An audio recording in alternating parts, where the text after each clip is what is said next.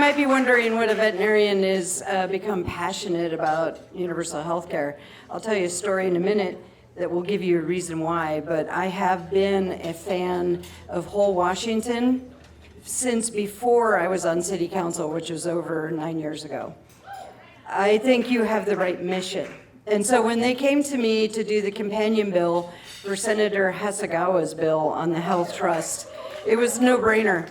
I barely read the bill and said, you bet. I did reread the bill this afternoon, and I am astounded by how good a bill it is. Whoever wrote that gets a lot of pats on the back. It was about 100 years ago.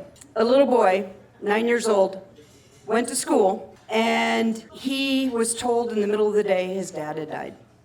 It's pretty sad. And then he found out the next day his mom's family did not want him. And he was pushed out onto the streets of Hartford, Connecticut. Literally, not exaggerating. A pharmacist took him in, and he agreed to house my grandfather if he would run the prescriptions to the patients. So my grandfather survived because of the goodness of his community in Hartford, Connecticut.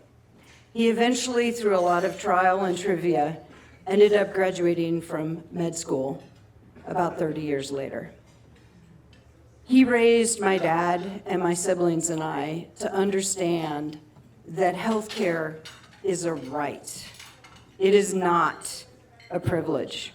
He drove his little Volkswagen bus to the house call, despite AMA saying don't do that, until the 70s when he retired.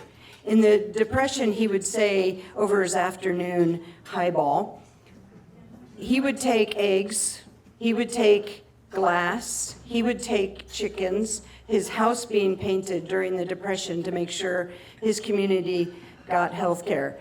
And what he said to me is, we may not have been very rich, but I never went hungry, and my house was in good shape, and my community was cared for. He would tell me all the things that we have done wrong in healthcare since the turn of the century. And insurance was his biggest one, followed by the drug companies, and then the private equity. So this is why myself and my sister, who fights in Oregon for universal health care, am and will always be a fan of Whole Washington, without a doubt. Bring me another bill, I'll do it. As with all good policy, there's always a timing. Look at our millionaire's tax. This is 100 years in the making. The citizens passed an initiative in 1933, and it took us until this year to finally pass it, and we did it. So I do believe in timing. Universal health care is not new. Some of you might not realize this, but Germany actually had it in the late 1800s. Teddy Roosevelt tried to get it before World War I, but World War I derailed that whole process. I truly believe right now is the time to do this, just like the millionaire's tax. There's two reasons. We live in a time when people are struggling. They can't pay rent. They're having trouble buying food. Childcare is overpriced, and they're having to work 2 or 3 jobs just to pay all this. And then you throw the healthcare costs in. Guess what? Every year we expend on our healthcare $5.4 trillion. And it's increasing by 7% every year. So if we're talking about affordability, it's now. And that's one of the barriers, is public opinion. We have the public opinion in our side. And I believe you're going to see affordability is going to be a campaign slogan for every candidate out there. But if it's a campaign slogan, it has to be the business of the government. If you're going to follow through with your campaign slogan, you have to do the work. Affordability is government's work. What does that mean? Universal health care is government's work. My second reason is the chaotic federal government.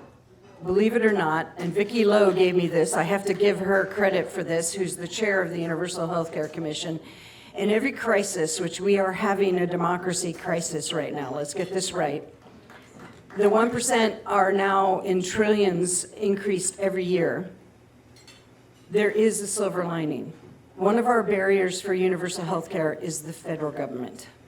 We have to get a waiver to be able to do this in our state.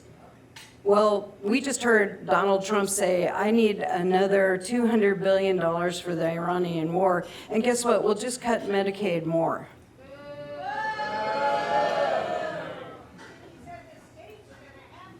Then the states are going to have to do this. I'm part of an interstate tax justice or tax system group, and some states are looking at what we call decoupling, which is allowing us to look at what we pay the federal government. And since Washington is a donor state, we pay more than we get back, and if he's cutting it more, we've already know that the Affordable Care Act is not being funded.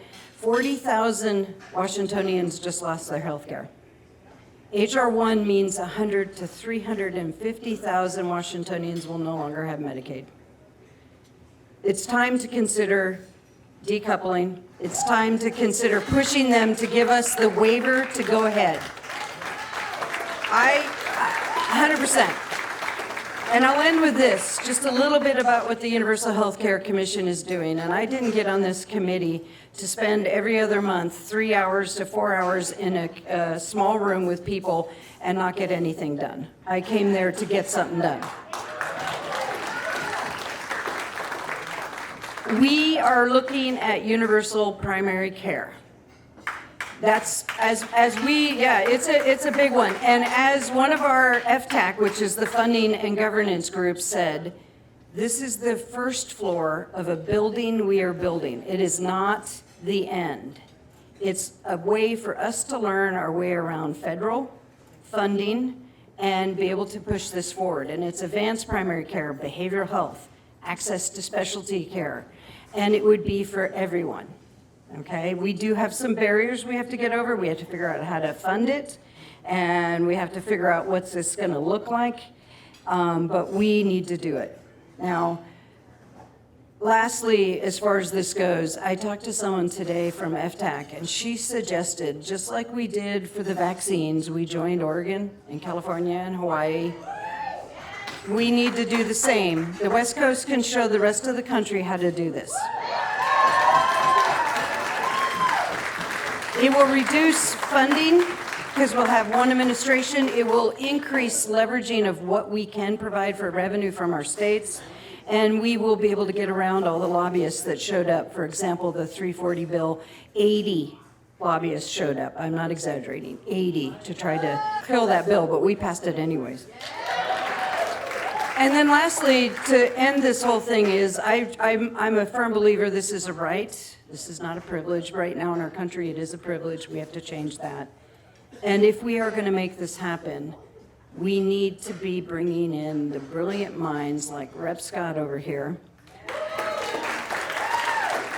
to be able to help us, because we need to, it can't just be the healthcare conversation, the healthcare committee. We need it to be finance committee and appropriations committee and capital budget and ways and means, and we need to have the speaker and the majority leader, just like we did with millionaires tax. But we need people like Sean Scott to be able to help us. And I believe in his Whole Washington Fund, and I think we should be looking at something like that. Thank you.